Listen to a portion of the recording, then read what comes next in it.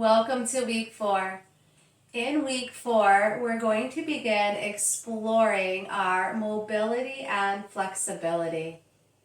I created another quick video to provide you with some information in this area that will help you create an amazing mobility and flexibility habit for next week. I hope you enjoy the video and have a great rest of the week. Mobility and flexibility are often the most overlooked and neglected areas of our fitness, health, and wellness journey. When we neglect these areas, movement becomes more difficult and our other areas of fitness suffer. There are several benefits of developing a mobility and flexibility routine. Some of them are as follows. They help improve your performance in physical activities. It helps to decrease your risk of injuries, helps your joints move through their full range of motion, helps to increase muscle blood flow. It enables your muscles to work most effectively. And most importantly, it improves your ability to do daily activities. There are 3 stages to improve your mobility and flexibility. It's best to complete these stages in this order for best results. First, you're going to work on inhibiting your tight muscles and fascia. So this is where the myofascial techniques come into play, and they will help inhibit tension in areas of overactive muscles. Then we lengthen and stretch. This lengthens the muscles with stretching activities. And finally, we perform some mobility exercises. And here you'll provide full range of motion and movement to correct movement pattern. First, let's look at the inhibit stage. So what exactly is myofascial release? It is a hands-on approach to massage and stretch the connective tissue or fascia that surrounds the muscles. Myofascial release works via 2 primary mechanisms. First, it affects local tissue dysfunction, and second, it influences the autonomic nervous system. Let's take a step back and discover what is fascia. So fascia is all of the connective tissue beneath the skin. It binds and connects every muscle, connects your muscles to your bones, tendons, and ligaments. It also intertwines around your internal organs, keeping them in place and providing a protective shield. All of the tissue in the body is interwoven and connected within the fascial web. Now let's discover what damages your fascia. So first of all, fascia is made up of 70 to 80% water. This allows the layers of fascia to glide over each other easily. Simply being dehydrated can cause damage to the fascial network. Physical stress on the body from exercise or other activities can also result in remodeling of the fascial network. This is often seen as inflammation or injury. Also, inactivity can cause the fascia to bind together, causing trigger points. This makes movement much more difficult and can cause postural deviations and dysfunctional movement patterns. These postural deviations or dysfunctional movement patterns put more stress on the physical body, leading to more fascial damage. And last but not least, trauma, injury, and surgical procedures also damage your fascia. There are some safety guidelines for performing myofascial techniques. First, you're going to roll or massage the targeted muscle slowly to identify an uncomfortable spot. You're then going to hold pressure, breathe, and relax for 30 to 60 seconds or until a reduction of discomfort is felt. Then you're going to roll and massage that area again to identify any other areas of discomfort. You're going to want to keep the muscles being targeted in contact with the roller or massage gun at all times. You're going to want to avoid rolling or massaging over larger peripheral joints. These are your shoulders, hips, and knees. Avoid rolling or massaging over the spinal cord area. And avoid excess pressure on areas not being rolled. You do this by practicing 3 points of contact when rolling. So when you're using a foam roller, you're going to want to make sure that 3 areas of your body are on the ground, whether it's your hands, arms, feet, legs, or body. And you're going to want to roll in short, sweeping motions. There are several different types of myofascial foam rollers. There are different sizes and densities when it comes to foam rollers, and you'll want to choose one that best suits your needs. First, let's look at the different densities. We have soft, standard, and high density or firm. So your soft roller is for beginners or individuals with sensitive tissues. You get less of a deep penetration. Your standard is your multi-use roller, medium firmness. And your high density or firm roller may be too intense for most people.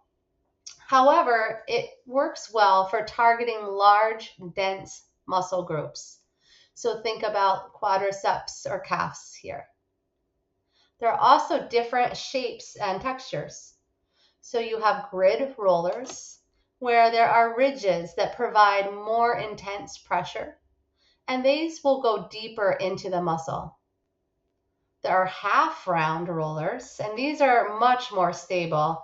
You're able to stand on these rollers for footwork and balance work. And there's form, fitting, or contoured rollers. And those are designed to contour to your body's natural curves. And they're considered a safe spinal rolling roller. However, I still recommend that you just avoid the spinal cord. There are also quite a few different percussive massage devices. First, the most common is that massage gun, the one that you see in the picture. These massage guns provide vibration, and vibration may reduce the discomfort associated with rolling. There are also myofascial balls or massage balls, and they come in different sizes and densities. They elicit more pressure because of the reduced surface contact area. And then there's handheld rollers, and the pressure may be easily changed by increasing or decreasing the amount of force. And these are suitable for users that are unable to get onto the floor. Want to learn how to perform myofascial release? If so, I have great news. I currently offer a myofascial yoga class every Wednesday from 4:30 to 5:30 p.m. at my home gym. Space is limited to 4 people per class, so if you are interested, you can sign up on the app or message me on which Wednesday you would like to attend, and I'll go ahead and sign you up. Next, let's explore the stretch and lengthen stage. So there are different stretching techniques. There's several of them, but these 3 that I provide are used most often and have been shown to have the greatest overall benefit. First, you have dynamic stretching, and these stretches are to be done before exercise. They're used to warm up your muscles, and the focus is on movements that incorporate all of your muscles, where you move them through full ranges of motion. Next, we have static stretching. These stretches are done after exercise, and this is when you deliberately elongate the muscles to their fullest length. You would hold these stretches for at least 20 seconds and allow your muscles to relax into the stretch. And the third is our PNF, or proprioceptive neuromuscular facilitation. And this is used to improve your flexibility. So the general rule in PNF is that you're going to stretch, contract, relax, and stretch further. So this is a process that relies on reflexes to produce deeper stretches that increase flexibility. And that finally brings us to stage 3, our mobility exercises. So mobility exercises are exercises performed with little or no resistance that move the joint through a full range of motion. They train the muscles to contract and release effectively when performing basic movement patterns. Now it's time to come up with a mobility and flexibility habit for the week. You're going to want to choose a habit that is slightly challenging, but one that you can maintain for the rest of the week and the rest of this challenge. Some ideas are to perform a daily 10-minute static stretch for all areas of the body. You're going to see, beginning on Monday, 2 different workouts that are going to be added of static stretches. One where you will be standing and one where you can be down on the floor. A second idea is to practice completing a full body dynamic stretch or warm up before any strength training exercises. I'm going to include another workout that is a dynamic warm up. You could participate in a yoga class 2 to 3 times a week, either in person or a video. You guessed it, I'm going to include 2 different yoga videos. They're both gentle yoga. One is down on the mat and one is in a chair. You'll see them in your workouts beginning on Monday. You could perform a self-myofascial release technique on all of your areas daily, or maybe attend one of my weekly myofascial yoga classes.